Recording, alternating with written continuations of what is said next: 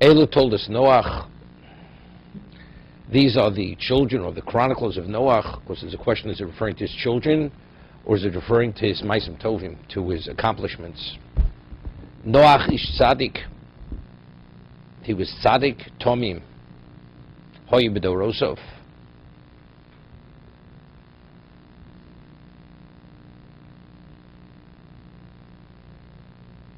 Es Elokim hisalech Noach. Rashi. El told us Noach ish tzaddik. Ho v'skiru siper b'shvocho.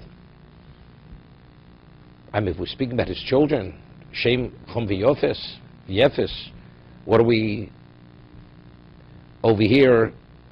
We're begin discussing his status as a tzaddik. It's irrelevant. That's what Rashi's addressing. We're digressing. Hov iskiru sipir b'shvocha. Once he's mentioned, we have to speak about his shevach. Why? Based on a pasuk in Mishlei, Shnema zechet tzaddik levrocha. When you mention a tzaddik, you have to mention always in the context of bracha. Davar acher, lomed or lomad, sheika told us shel tzaddikim masum tovim, that the main accomplishments, or what a tzaddik leaves, is his masum tovim, even more than his children. B'dorosov, he was a tzaddik b'dorosov. Yesh merabsein dorshamos l'shevach. Some of our chachomim, it's machlokes Rabbi Yochanan Shlokish. It's within a context of praiseworthiness. Koshkim shilu hoya b'dor shel tzadikim b'dor tzadik moya tzadik yoser. Here he lived in a generation of evil people, and he was a tzaddik. So you could imagine if the environment was more conducive for piety, he would have even been a greater tzaddik. Right? If you could be a tzaddik in Manhattan, relatively speaking, you can imagine if you'd been in Yerushalayim, what kind of tzaddik you'd be. Okay?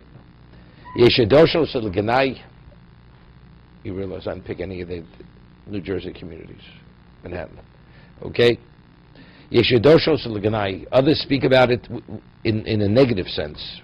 Why the Torah is pointing out B'dorosov, Vidoro Tzaddik. He was a tzaddik relative to his generation. V'ilu hoya b'dor shel Avram, if he would have been in the generation of Avram, lo hoya nechshav l'klum, he wouldn't have been considered anything. Now, just simple understanding. What does it mean? Comparing him to Avram? I mean, who could you compare to Avram? It's b'dor shel Avram. We have a nefesh osu b'choron. Correct? We're not talking about comparing him to Avram. If he would have been in the generation of Avram, he wouldn't have been considered anything. We're speaking, even comparing him to the people Avram impacted upon.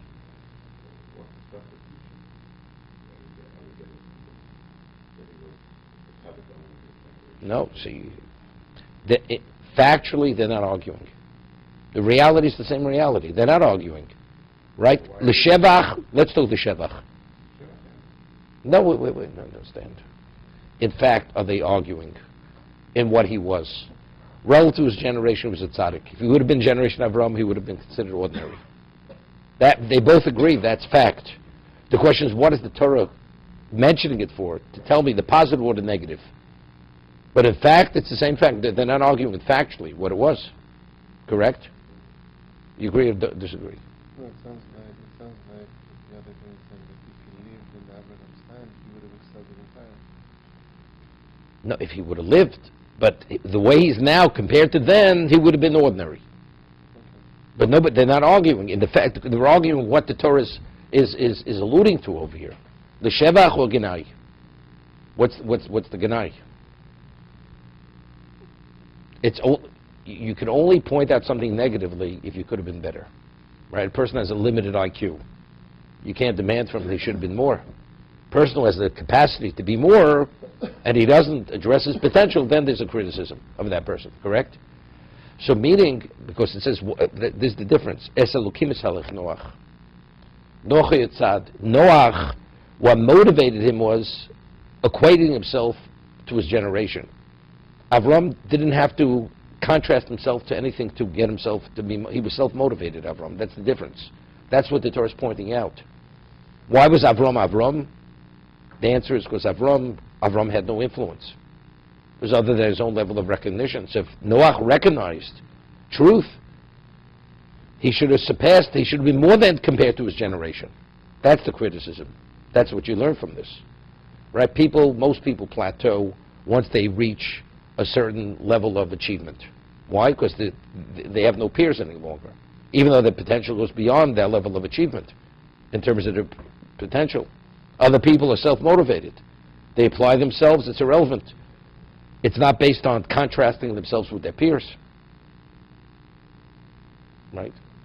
Why did Alan do so well in medical school? Because that year happened to have been a group of people who were mediocre people. So he excelled. Right, Alan? Okay. It's good, Shalashudis Torah. Okay. It says he would have been ordinary. No, he would have been considered, his level of achievement now, putting him in that generation, he would have been ordinary. But he would have achieved more. He definitely would achieve more. Because there he has to contrast himself. He has what's there to motivate him. The external factor motivates him to be better. Because a person wants to be the best. I won't be that. It's not I won't be that, I'll be who I'm supposed to be. That's the question. But it's not really denying. It is. That means If he's better than everyone, and if he was in a better generation where everyone was better. he'd be ordinary. He'd be ordinary. He But the question, if he met his potential, it's not a criticism. The answer is he didn't meet his potential. No, that's not the criticism here. That's not what we're talking about now. We're talking about Dorosov. His failing is separate. This is the beginning of his career. We're not talking about the end of his career. The end of the story was, Hashem says, I'm destroying the world. You failed. Right now we're not speaking about that level of failing. We don't talk about any other, like, Abba. There was something about how they would be their generation, or even his brothers. No, that's understood. They themselves, this is Noach. You cannot compare Noach to the Avos. Because you say no, because he's compared to a tzaddik here. He is a tzaddik. Factually, he's a tzaddik. That's the only reason why we're going and saying that he wouldn't be dead as another generation. But for us, someone tzaddik. Factually, either way, we're saying the same thing.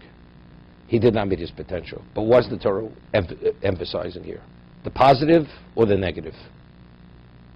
That's the question. Factually, he did not meet his potential. Is that what the Torah wants to tell us? Or Torah says, despite everything, even though he didn't, but you know something, he could have failed endlessly. He didn't. He succeeded despite everything. That's why it's so important.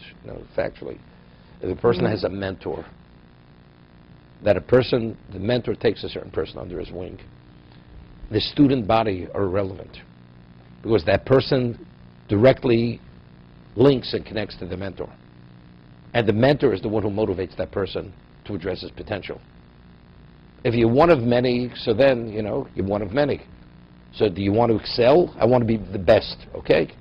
But if you have a mentor, it's not because I want to be better than the other, because the mentor gives the student an appreciation for what his capability is. And that's what motivates him.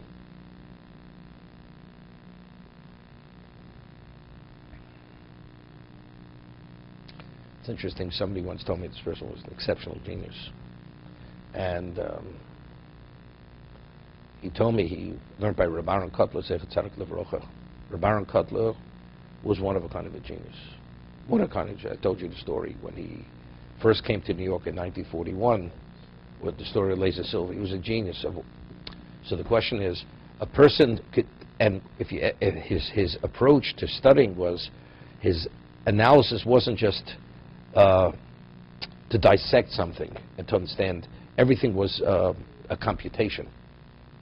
He would see something and he'd begin computing things and just building a structure. You had to have a genius mind to build that structure.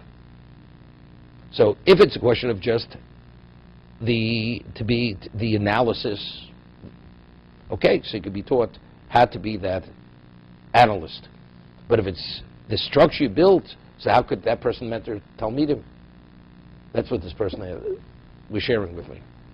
As he said to me, what Baron's ability was, he was such fire in learning that he brought out the best in people. He motivated and he excited them to such a degree when he revealed certain understanding. It's not that you were able to emulate his approach, the way he approached something. because you couldn't approach it unless you have that dimension of genius. But it was the excitement of the coming upon the truth in Torah, that's what brought them out. That's what this person shared with me. So, again, it's not because who's sitting next to me in my class, or who my fellow student is. It's between you. It's you're touched, and if you're touched, then you're ignited. That's the way it works.